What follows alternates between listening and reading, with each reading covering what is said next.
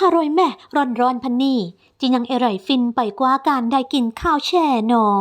วันนี้ตูนพาทุกคนมาเทเกาะแกลดนนทบุรีมากินข้าวแช่คลายร้อนแบบไทยโบราณแล้วแหละนี่แหละข้าวแช่ดอกอัญชันสีฟ้าหอมดอกเบรลอยกรีบกุหลาบด้วยเครื่องเขากัดแน่นจัดเต็มทั้งโหลกบุจันคัวหัวไชโปผัดหวานหมูฝอยหวานแล้วกัดยังพริกยวกซอสทรายหมูสับเหมือนกับซอเลาะเรินเราและซูเอ้ยนี่กัดขนมมาห่อ